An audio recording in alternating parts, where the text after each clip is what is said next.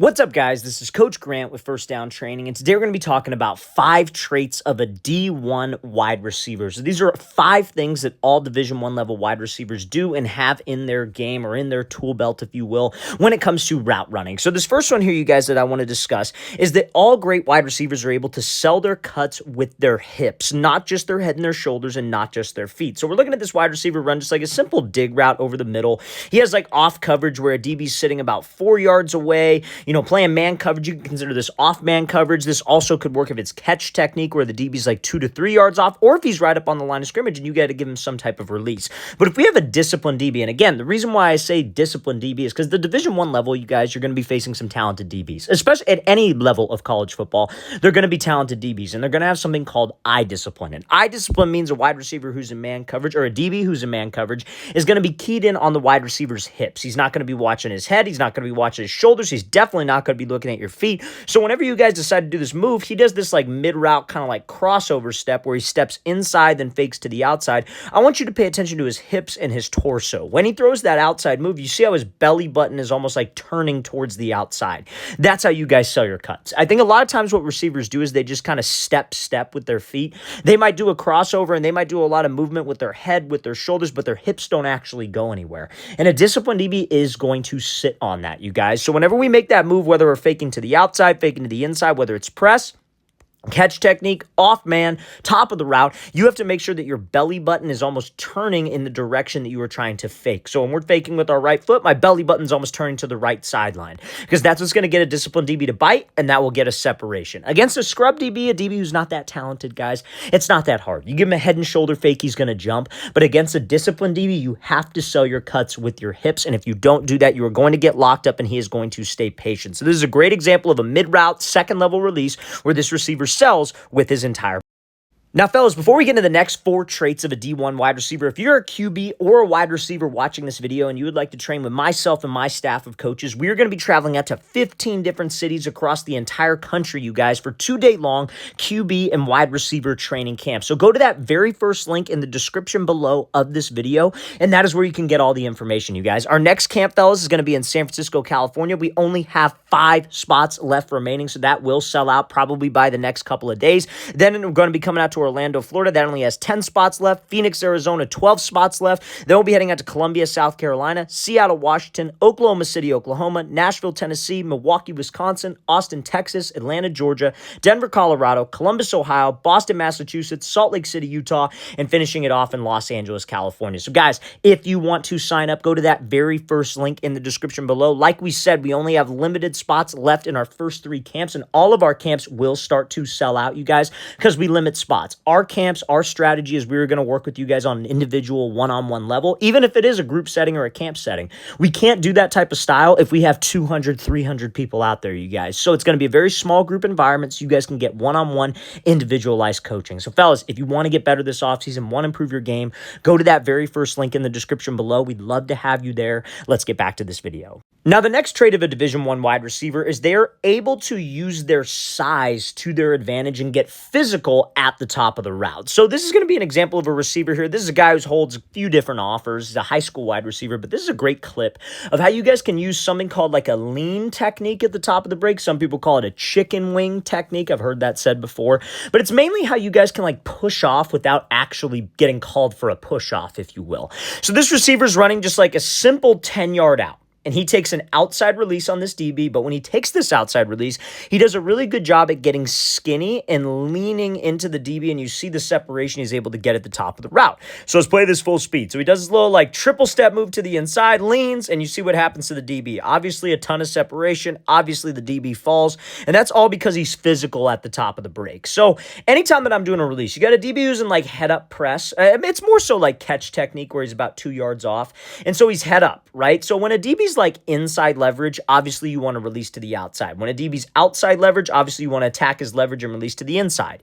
If he's head up, it's based on the route that you are running, right? And obviously that can depend what I just said about releasing outside or releasing inside, if he's inside leverage or outside leverage. If you're running like an MOR is like mandatory outside release, or if you have a route where it's like mandatory inside release, right? Some programs will do that, but if they don't necessarily specify it, your release is based off the leverage. But when he's head up, it's based on the route that you're running. So if you were running a post route, he would probably set him up outside and take the inside release. Since he's running an out route, he's going to set him up inside and take the outside release. So when we take that outside release, I don't want to run away from the contact. I want to be physical, especially, again, if you're a wide receiver who's taller, who's bigger, who's more physical, you never want to run away from the contact. If you're bigger than the DB, let's use that to our advantage. So we have to get skinny, which means you want to get your hip right past his hip. So I want to run as tight as I possibly can to him. One, because that will help me do something called restack, right? Restack is where you get over the top of this DB and he's trailing directly behind me, and then I could give him some type of move, fake to the inside, and get separation. If I can't restack, maybe the route's too quick.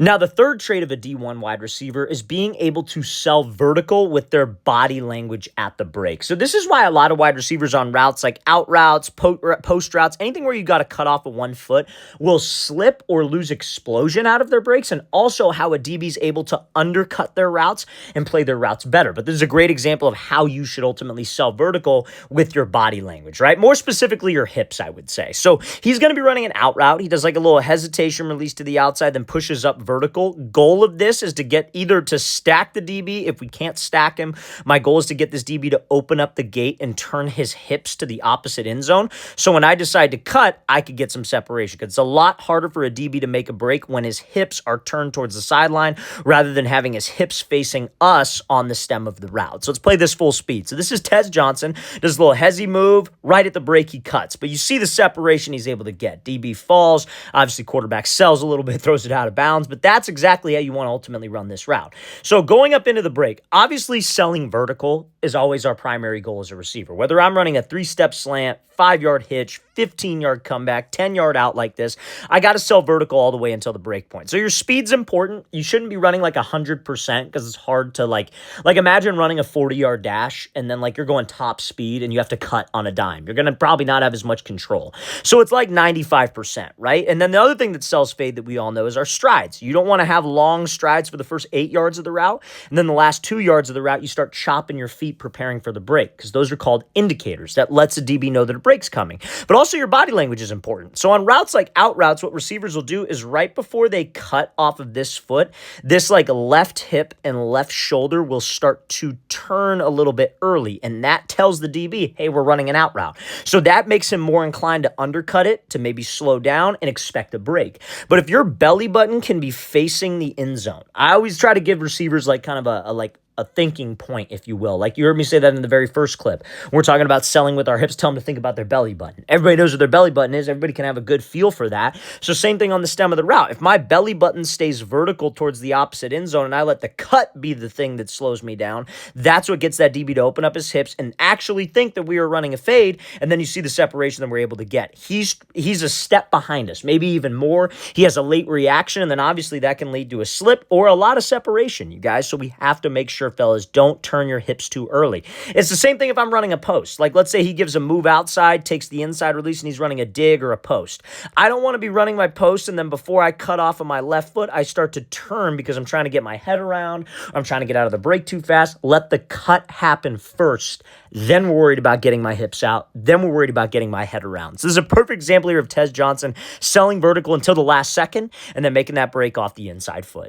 Now, trait number 4, and we briefly mentioned this earlier in this video, fellas, is being able to release opposite of the side of your route. So this DB's lined up in kind of like an off-man coverage look. He's outside leverage, right? And he's about 5 yards away.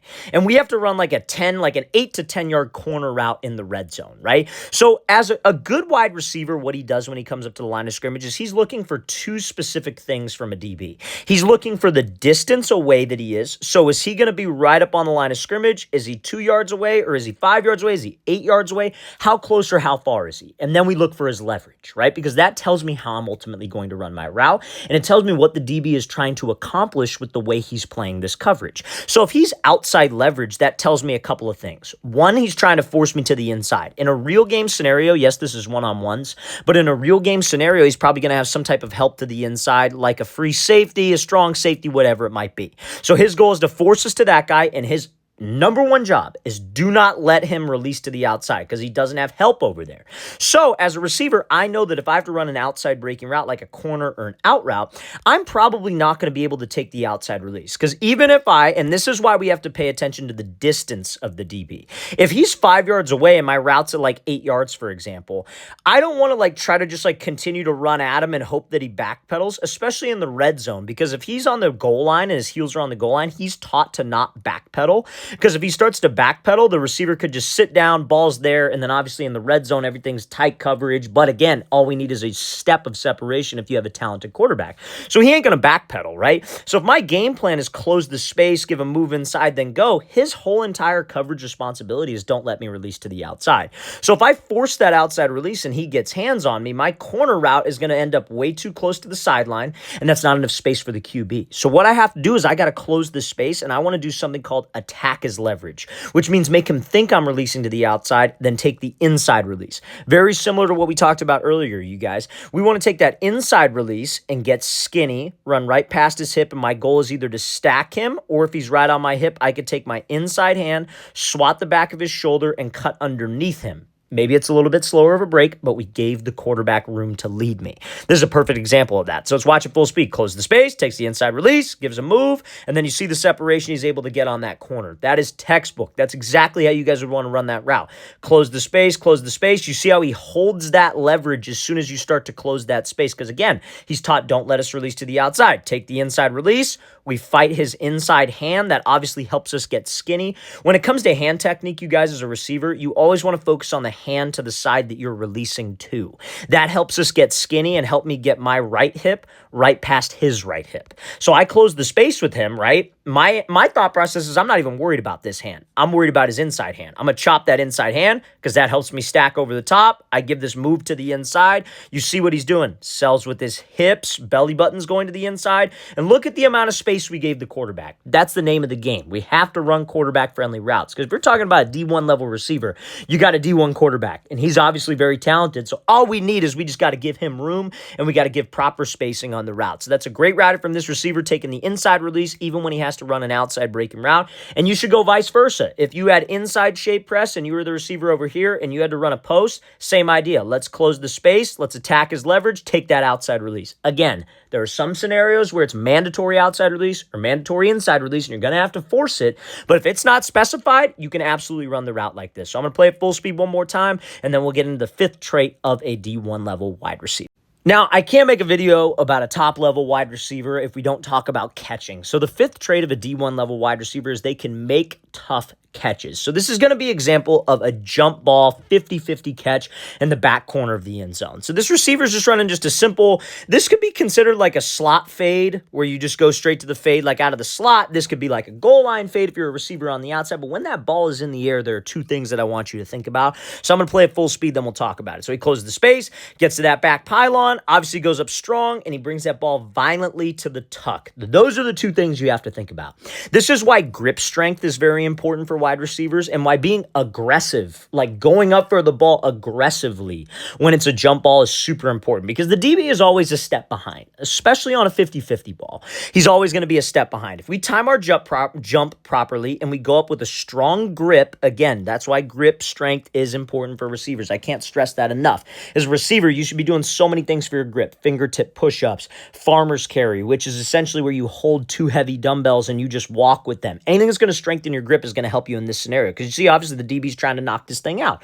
Now, DBs usually make their money on a jump ball on the way down. So if we go up strong and we focus on putting the ball away violently to the tuck on the way down, he is not going to make that play and we'll be able to secure that ball. This is the same thing because, again, it's not just 50-50 catches. Another thing that a great wide receiver is able to do is catch in traffic. So if I'm running over the middle, let's say, and let's say this DB's right on my hip and that ball is thrown and he's trying to knock the ball out, I got to go up strong for the ball. And when it hits my hands, I got to put it away violently. I don't want to hold it away from myself like 7-on-7 style like you see so many receivers do. So guys, this, and again, the whole purpose of this video is like if you're a guy who wants to play in college, these are the types of things that you have to be able to showcase at camps. You have to be able to showcase this stuff on your highlight tape because this is what college coaches will look for in a wide receiver. So you got to be able to make these 50-50 catches. Go up strong and be violent to the